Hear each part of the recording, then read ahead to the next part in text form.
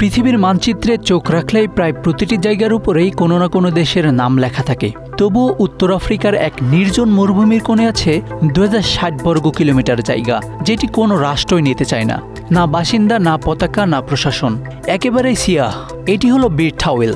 আকর্ষণীয় নয়, কোনো কিছুর জন্য নয়, না তেল না সমুদ্র সীমা, শুধু এক ইতিহাসের ভুল সিদ্ধান্তের ফল। এই ল্যান্ডস্পটে দাঁড়িয়ে প্রশ্ন আসে, কিভাবে এমন জায়গা তৈরি হলো যেখানে পৃথিবীর কেউই দাবি করতে চায় না। যখন যুক্তরাজ্য ও মিশর একত্রে সুপারিশ করেছিল একটি রাজনৈতিক সীমানা 22 ডিগ্রি অক্ষাংশ বরাবর, এতে বিরথাওয়েল সুদানের অন্তর্গত আর সমুদ্র তীরবর্তী সম্পদনগর হালাইব ত্রিভুজ বা হালাইব ট্রায়াঙ্গল ছিল মিশরের অধীনে। কিন্তু 1902 সালে ব্রিটিশ প্রশাসন সিদ্ধান্ত নেয় নতুন একটি প্রশাসনিক সীমানা টানবে, যা স্থানীয় উপজাতি ও ব্যবহারের উপর ভিত্তি করে। এই রূপরেখায় বিরথাওয়েল চলে যায় মিশরের অধীনে আর হালাইব চলে যায় সুদানের প্রশাসনের আওতায়। তবে দেশগুলি স্বাধীন হওয়ার পর বিষয়টি জটিল হয়ে যায়। মিশর 1899 সালের সীমানা সমর্থন করে, সুদান 1902 সালের। ফলে হালাইব উভয়ের দাবি করে, কিন্তু বিরথাওয়েল কেউই নিতে চায় না। বিরথাওয়েলের আয়তন 2060 বর্গ কিলোমিটার, ইউরোপের অনেক শহরের চেয়েও বড়। যদিও সম্পদহীন মরুভূমি, উত্তরে 95 কিলোমিটার, দক্ষিণে 46 কিলোমিটার, পূর্বে 26 কিলোমিটার আর পশ্চিমে 49 কিলোমিটার সীমানা রয়েছে। উত্তরে জাবাল টাওয়েল, পূর্বে গাবাল হাগার এল জারকা এই অঞ্চলটির সর্বোচ্চ বিন্দু। এখানে স্থায়ী কোনো জলাশয় নেই। এখানকার আবহাওয়া চরম। বার্ষিক 3/4 সময় তাপমাত্রা হয় 40 ডিগ্রি সেলসিয়াস বা তারও বেশি।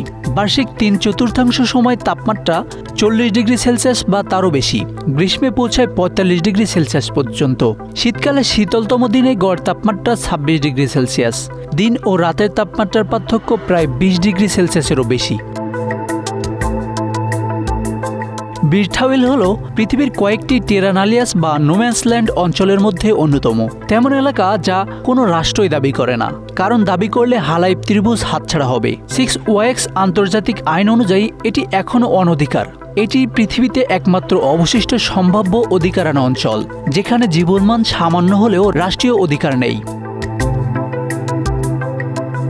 এই নোম্যান্সল্যান্ড স্ট্যাটাসই কিছু ব্যতিক্রমী মানুষের আগ্রহ উদ্দীপ্ত করেছে। 2014 সালে আমেরিকার জেরেমি হিয়েটন নিজের কন্যাকে রাজকুমারী বানাতে ক্যারিবিয়ান নয়, বরং বিরথাওয়েলে পৌঁছে নিজেকে ঘোষণা করেন রাজা কিংডম অফ নর্থ সুদান নামে। তিনি পতাকা লাগিয়ে সেই ছোট্ট মরুভূমিকে নিজের বলে দাবি করেন, যদিও আন্তর্জাতিকভাবে কোনো স্বীকৃতি পায়নি। পরবর্তী বছরগুলোয় ভারতীয় সুহাস দীক্ষিত কিংডম অফ দীক্ষিত ঘোষণা করেন। রাশিয়ার দিমিত্রি ও নেদারল্যান্ডসের অন্যান্য ব্যক্তিরাও একইভাবে দাবি করেন। বর্তমান পর্যন্ত কোনো সরকার বা আন্তর্জাতিক সংস্থা তাদের দাবিগুলো স্বীকৃতি দেয়নি।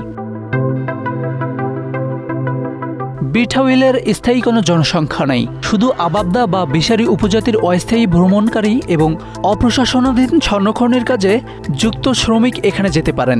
2019 ও 2024 সালে ইয়ং পায়োনিয়ার ট্যুরস 2 বার ভ্রমণ আয়োজন করে, যেখানে সাময়িক ক্যাম্প দেখা যায়, তবুও স্থায়ী বসতি নয়। বিরথাওয়েল হল একটি ভৌগোলিক ভুলের ফল, যা তৈরি করেছে পৃথিবীর একমাত্র অধিকার বিমুক্ত এলাকা।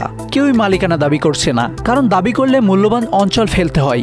এখানে কোনো আইন নেই, কোনো প্রভাব নেই, শুধু বালু, মরুভূমি আর ইতিহাসের শিকড়।